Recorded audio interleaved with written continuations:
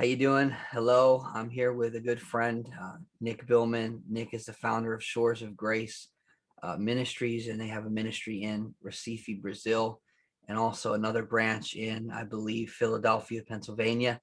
And so Nick is a friend of mine. We go back probably a decade at least, and I have just a lot of love and respect for him and Rachel and the commitment that they've made to advancing the kingdom, to rescuing lives. And so Nick runs, how would you describe Bethany House? What is it that you run? Yeah, yeah. So it's really multifaceted now. Bethany is a home for girls 0 to 18, and then we also have baby boys, 0 to 2. And we've had right now over 100 kids that have come through Bethany, and about 30 adoptions, about 30 reintegrations successfully into their biological families. Wow. So we work with the local court system and the local kind of like public defender here in Brazil to first try reintegration if that's possible, and look to family restoration. And if it's not, then we work with them to work on adoption. And if that doesn't happen, then we work on helping the girl get prepared to when she turns 18 to be able to work and to, live a good life, but at the same time, obviously, fall in love with Jesus and walk with the Lord, regardless of how her future ends up, whether she gets adopted or not. So that's Bethany. And then something that we've done since you and I've talked, Adam, is we opened a defense center here. So we have a team of attorneys and psychologists and social workers that work pro bono. Right now, we have about 43 cases. And these are cases where the kid did not need sheltering, like a Bethany. They didn't need to go to a home, but they were abused in some way. And we work legally to help get their rights that they need, and also to get the accusers put in jail, to get sentenced. Wow. And then we work with accompanying them on the psychological side and giving them support, supporting the family, supporting the child psychologically, spiritually, helping them overcome the abuse that happened, while we're also fighting to get justice on the side of the abuser. So that's like a new initiative we have here. Wow. So with the law, you're fighting for justice. Yep, exactly. So you're not just singing about it or praying about it. No, yeah, it's not just songs, Uh, and you knowing our story, and I think the first time you and I talked was when we sang the song "Shores of Grace" at one of Randy's conferences. I don't remember if it was yep. Voice of Prophets or Apostles, but I fell apart hearing that. yeah. So that's what's cool, man, is that stuff that we were singing, 12 years ago. We're really living it now. I mean, we have been, as you know, the last 12 years, but we're really seeing now, like really seeing that happen on a bigger scale. So it's really amazing. And it's kind of funny too, because here I am, this like tattooed gringo from Philly. And I'm like in all these places with judges and attorneys. And, it's like just God using the least likely people in the least likely places, but to really bring his kingdom and bring real justice, not just, hey, we'll pray for you, bro, but like actually, wanting to see that change happen in the lives of these people and in the No. system for that matter. Yeah. That's amazing. So now, do you notice in terms of Brazil, do you notice that there's a higher abuse rate among those who are poor? Yeah, I mean, statistics would say that that is true. Although I would say that statistics tend to be tainted in that regard as well, right? Because in the higher classes, there tends to be more cover up or less confessions, because people are wanting to kind of keep the status quo and not rock the boat, right? But yeah, statistically, there definitely is, and a lot of it is simple, right? Because Would you you know, say the you poor are more vulnerable? yes, totally, because you've been with us here to some of the favelas, and you have like 10 people living in a 2 room house, not 2 bedroom, but 2 room house. That just creates this whole dynamic and possibility of like you have kids sleeping next to adults in the same bed sometimes, and then mom gets a new boyfriend who has access now to the daughters, and that's the cycle that we see over and over and over again. Wow. And then what we've done with the defense center is exactly that, because the poor are vulnerable and they don't know that they have rights, actually governmental rights and citizen rights, they don't have access to those things. So they just have this constant lack of hope of like, well, nothing will ever happen. So why say anything? Like, why file a police report? Because no one will do anything to help us. But written in the law, it's there that they have these rights, and there's even benefits they can receive because of these abuses and stuff. So, but they don't have access to it. So a lot of what we do now is connect them to that access and then be a literal voice for them in the court to fight on their behalf, that there's justice done for them, because we see that, dude, as like breaking the cycle. Because if you can do that in one family, one community, one favela, then they start to think, actually, we don't have to tolerate these cycles of abuse. Like we do have rights, and we can stand up for ourselves, and there are people that will help us. You know what I mean? Yeah. So you're literally being a voice for those who have no voice, and then telling them actually you do have a voice. Mhm. Exactly, man. And seeing the results of it is beautiful. Yeah. I'm passionate about what you do, because I've worked also with the poor. I've been doing that since like maybe 2005, and a lot of nations in different places, and not as consistent in one place as you. But what I've seen, in, wherever you go, is that poverty, people are more vulnerable, um, and one of the things that happens is that when you do something to help lift someone out of poverty and make them less vulnerable, one of the things that happens is actually they become more vulnerable when they start to elevate, because now they stick out. And I'll give you just a simple example. Let's just say, you have, generous supporters, and you want to buy a guy a farm in Africa. Well, now he has a farm in Africa. Now he has crops. The poor are globally less policed. So there's nothing to stop a guys from coming with a pickup truck, machetes, hacking him apart, burying him, and taking his farm, because Yep. the poor are less policed Yeah. globally. Well, Um, I'll give you a really simple example. I remember our first year here, I met this kid in the streets, homeless kid, and just really had a heart for him and wanted to bless him. So I bought him sneakers. Right? You can already imagine where this is going. So I bought him nice sneakers. And the next time I saw him, he had black eyes and no more sneakers, because that simple, elevation. I mean, we're talking about sneakers, but just having that better thing exposed him then to being robbed, being beaten up, because, so yeah, I totally agree with that. that's rough. And here you're trying to help, and it winds up, not that you hurt, but that the system that he operates in was harmful, even though you were trying to help.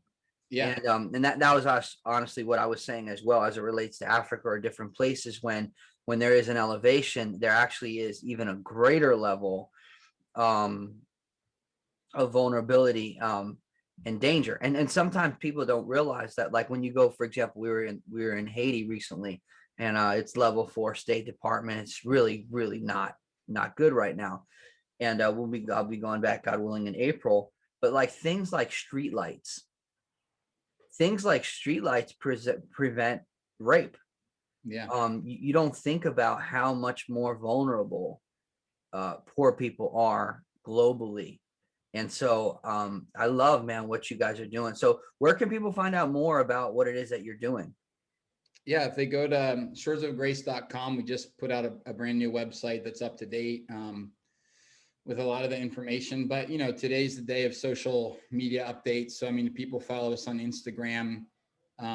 We have an English Instagram now with updates, so you can keep up on all that stuff. We're posting a lot more stuff to YouTube as well. So if they search Shores of Grace in any of those places, they're going to find out more about what we're doing and what God's doing through it.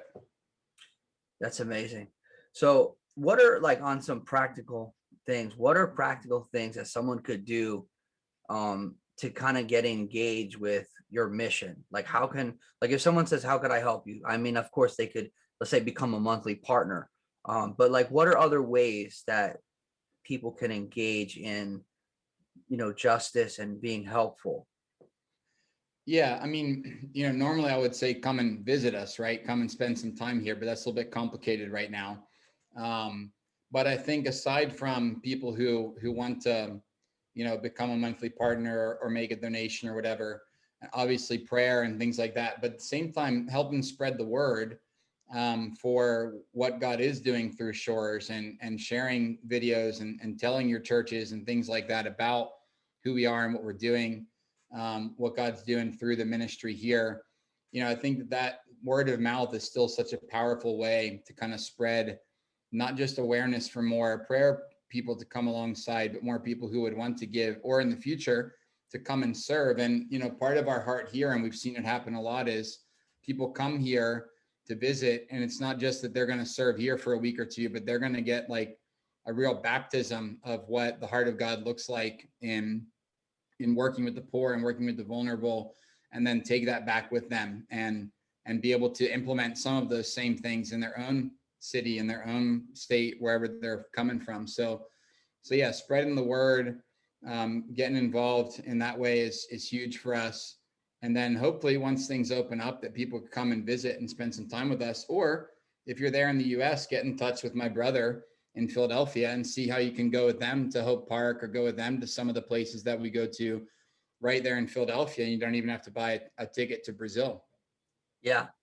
Yeah. Philadelphia has been like a little bit of a war zone. Yeah. Yeah. I mean, it's like, and this, man, I mean, you know it more than I do, but it's like America is a mission field right now. So like there's plenty of opportunities right there at home. And I still think it's beautiful to go to other countries and see what God's doing in other countries. I think it opens our heart and our perspective of the worldwide gospel, and we're not then so ethnocentric, but there's definitely no lack of work to be done there on American soil too. Yeah. No, yeah, I know. Every Sunday I go to church, it feels like a mission trip. We've got Yeah. bars on the window, hardly any parking. It's always a unique experience. It used to be even more wild when it was at night service and people would walk in from the bar across the street drunk. So that was always unique. Yeah. But yeah, so that's awesome. I remember one time we were together years ago and we did some real simple stuff. Like we brought pizza to prostitutes Yep. and we just showed them love and just ministered to them. Or we bought purses with care packages. Uh, and I remember one time I was checking for Adam's apples. I'm like, I'm not giving an Adam's apple a purse. Yeah. We'll give you a book bag. So, but we had a great time. And I remember one night I watched you guys. I watched your ministry. I was right there when you pulled 4 kids off the street in one night. Yep. And I remember that. And so, like, are you guys still engaged on the level of going to the streets, or is your house full because of the judicial system that you're partnering with and doing? Like, how is that working now?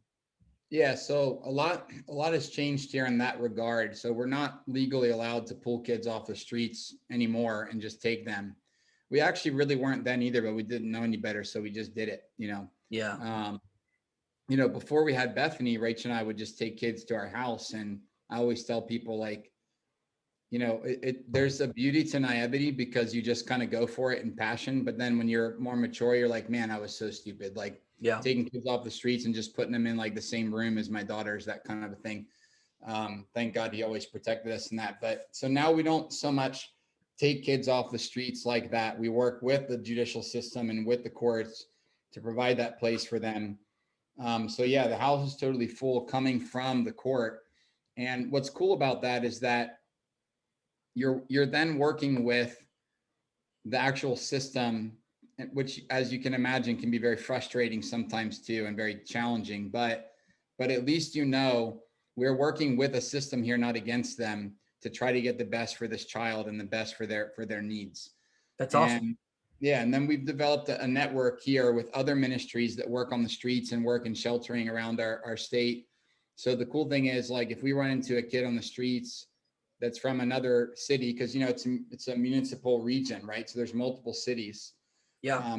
So then we are able to connect them with that house and hopefully get them into a home in another city if we're not able to bring them here. Wow. So yeah, it's So you kind of have like a network of people working together for the same cause, exactly, yeah. government and non-government.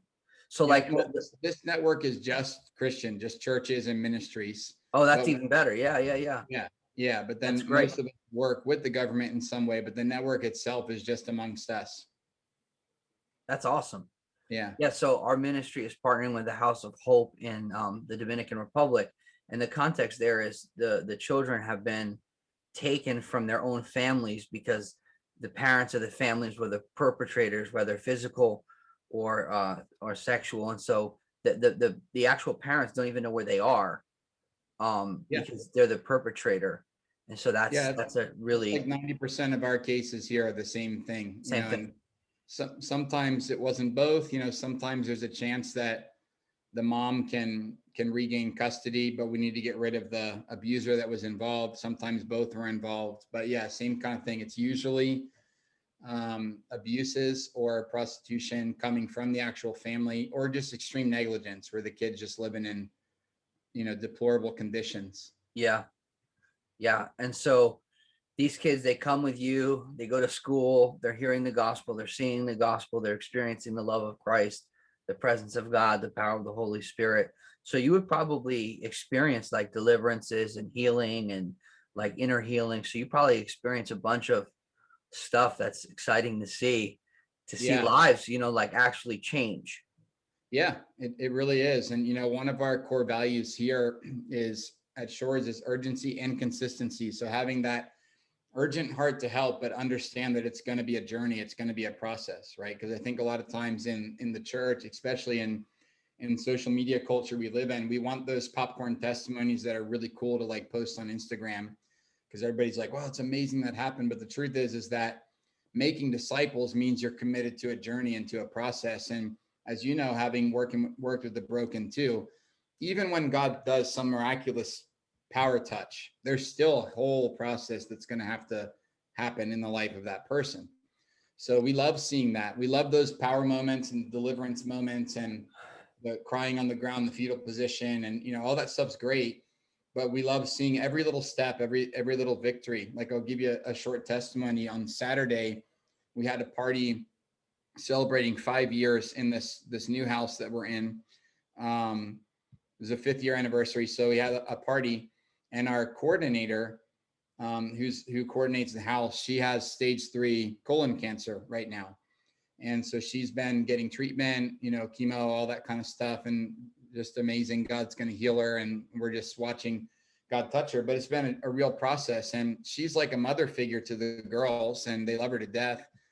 So at the party, the girls put together a dance to a song that talks about like, you're going to overcome, you're going to be healed, you're going to be restored. And the girls surrounded her and sang that song over her. And you're talking about girls that when they came to us were just like, I mean, way, way, way lost, super broken because of the abuses that have happened.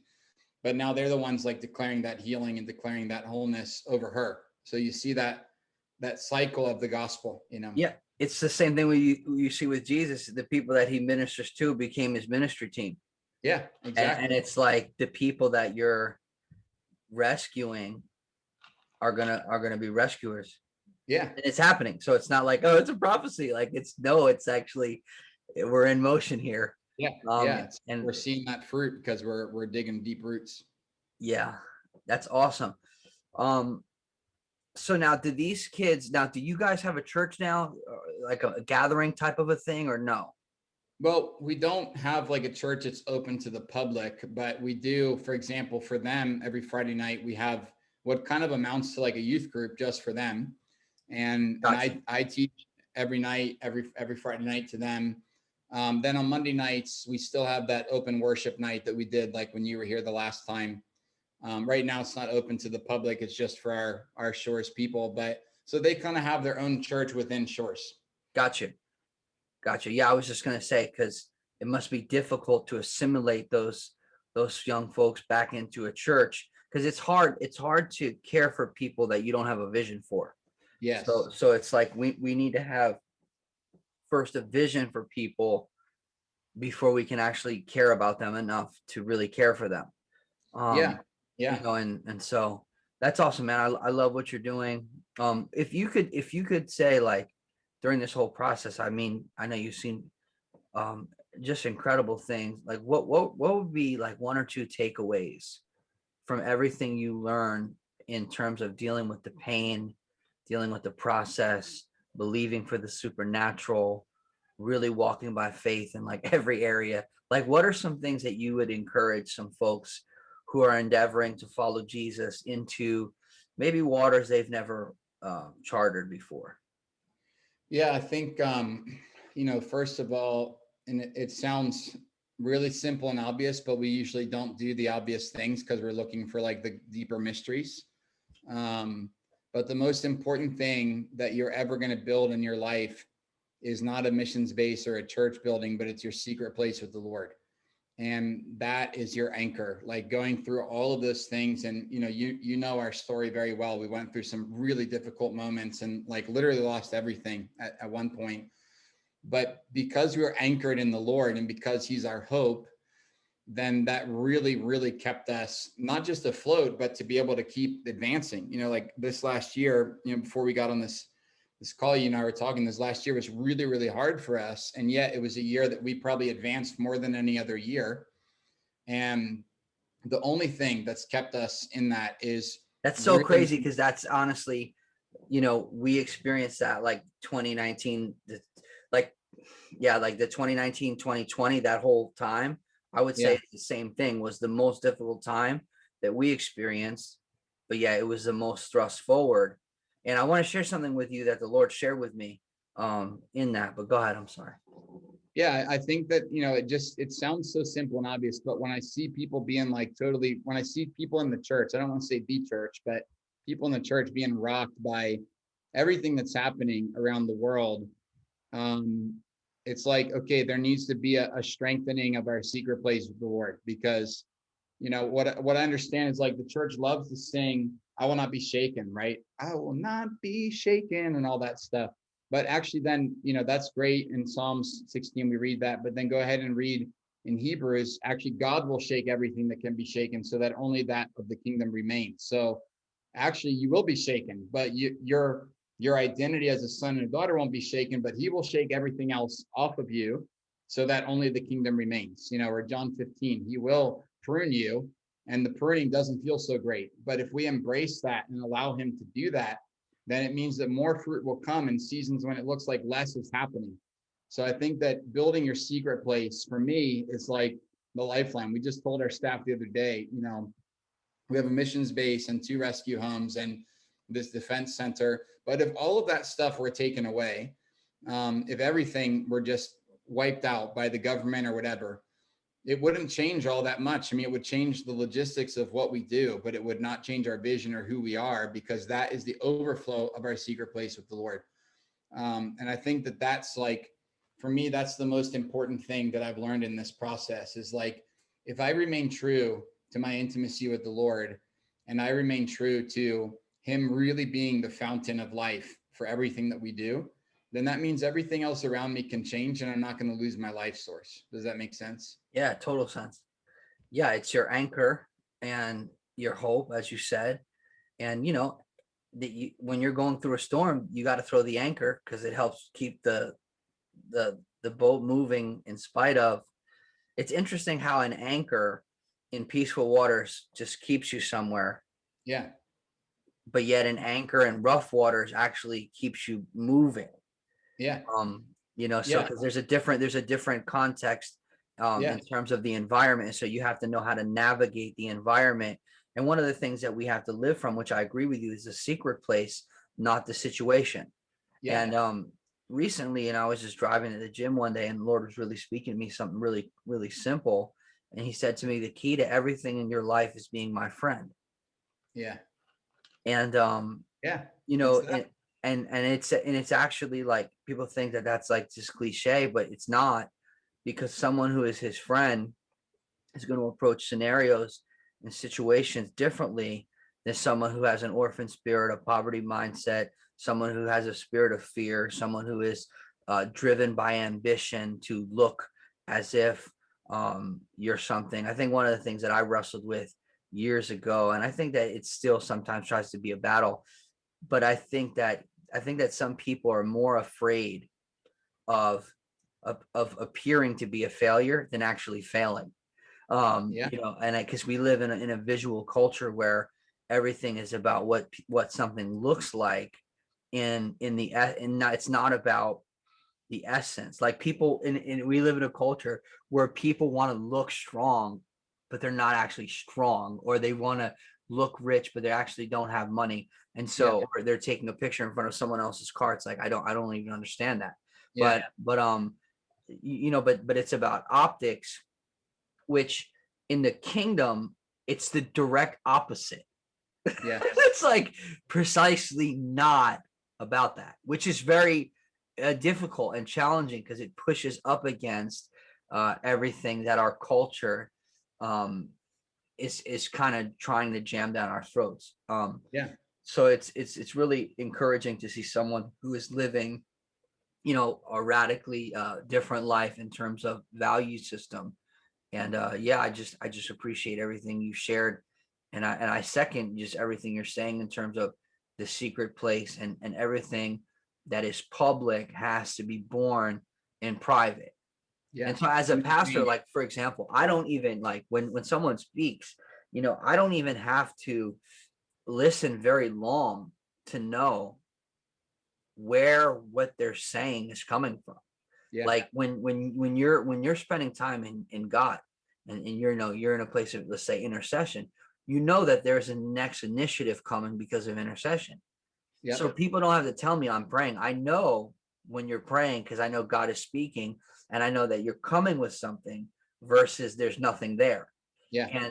And so I think that I really, really think that the church needs to, and I say the church, I mean us, I mean believers, we need to return to the secret place, and making that primary. Yeah. And I think, the second thing that's been so key to us here is, especially as people who, believe in the prophetic and base a lot of our ministry off of that, we develop kind of a prophetic expectation for how God will move. But there's two verses that have really become foundational for me. One is Proverbs 3, 5, and 6, and the other is Romans 8, 28.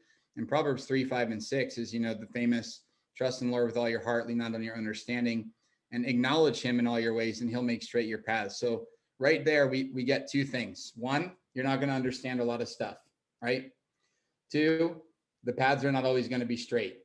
And then Romans 8:28, God will work all things out for the good of those who love him according to his will. So that means there's things that are not good, right? That need to be worked out. And what I've learned is we should have dreams and hopes and expectations, but your expectations of what God will do should never replace your knowledge of who God is. Yeah. Because if they will, then you'll actually stone the truth when it comes to you in order to preserve your expectations. In other words, like you expected this and then something else happened and now God's doing something different that you didn't expect. And you're going to be like, I'm going to reject this that actually God is doing because it's not what I expected. Does that make sense? Yeah. False expectations always lead to disappointment, whether it's with people, whether it's with God.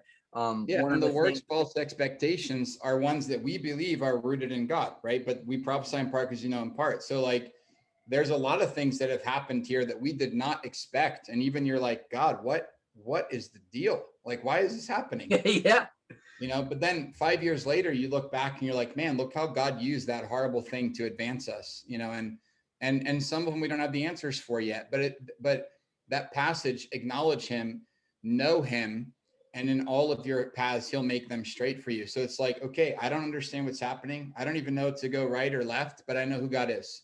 And in the knowledge of who he is, he will make the path straight. So that to me has just been so huge. Like we should have expectations, hopes, and dreams, but we're seeing in part. And it's important for us to understand, like when a storm comes or when God himself is just like, nope, that's not actually what it was, that we're okay with being like, cool, I still have you, I'm with you, and I trust that in my knowledge of you is what's going to lead us to the thing you really have prepared for us. yeah. One of the things that I learned through my mom dying is that we've seen people healed of all types of diseases. Lame people walk, blind people see, deaf people hear. People who are demonized out of their minds come back into their right mind. So we've seen all types of things. So I'm really expecting her to get healed, and Yeah. she passes away. And one of the things that I learned from that is that God is faithful even when I don't get what my faith was hoping for. Right. And so my hope was not just in her healing, although that's what I wanted, but my hope was in God. And God said to me, he says, she's going to be okay. And she is. He didn't say I was going to be okay.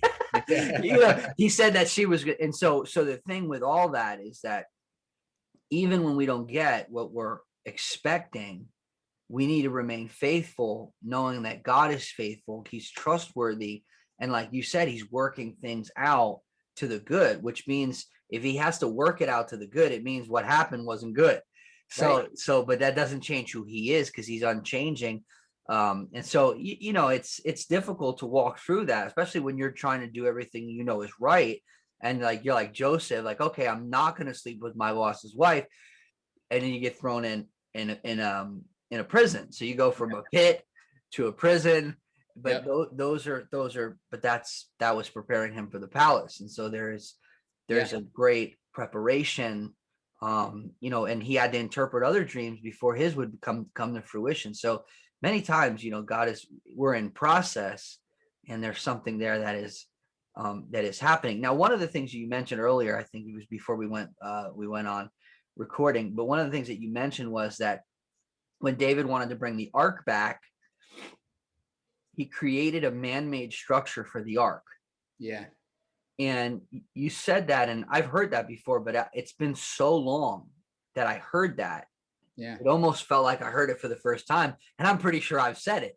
So I know that there's some sort of Holy Spirit breath on that. Yeah. So how would you interpret that now? Would you say that we know that it's a story, we know that it's descriptive of history, it's something that um, did happen, and obviously the problem with it again is it wasn't prescriptive, it was descriptive of what he did, not prescriptive of what God said. So we see that when you take the scripture and you make something uh, prescriptive that's descriptive, that's usually bad. And one of the Yeah. ways that Pentecostals and charismatics we really make ourselves look crazy is that we take things from Acts, handkerchiefs, sell them, and then we look like we're out of our minds. Yep. But what would you say about creating a man-made structure to try to bring something back that is meant to rest on our shoulders? Give me something on that. Yeah. I think that, if we look at that story, it's like, the previous king had allowed the ark to be stolen. So Saul, lets the ark get stolen. Philistines, when they're taking it, they build a cart to move the ark of God. Then they get struck with pestilence and all that stuff. The ark stays there in Jerath Kareem, I think that's the name of the town. But anyway, ark stays there 3 months. And David gets this, he becomes king and says, oh, we need to get the presence of God back into Jerusalem or back into Israel.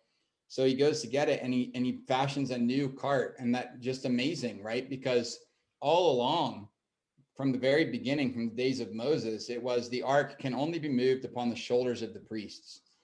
And David tries it. Of course, the whole thing happens where Uzzah tries to help. The cart falls, Uzzah touches it and dies. And we all read that and we're like, dude, what the heck, man? The guy was trying to help. Like, the cart was falling, but the thing was doomed from the beginning, because you're trying to move God's presence. And I know that I am pulling this out of context a bit, but I think it's acceptable in this term, because when God's wanting to do something in us or through us, it's in us, the body of Christ. It's in us, the people that he has commissioned to do that.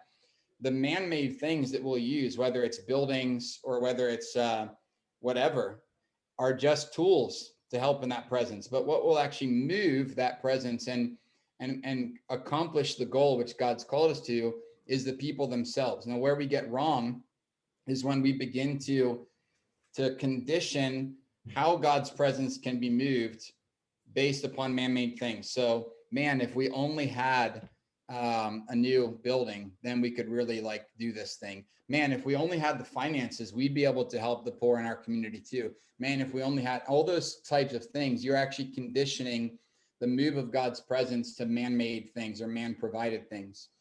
And instead of the other way around, we have God's presence, so all of those things will come.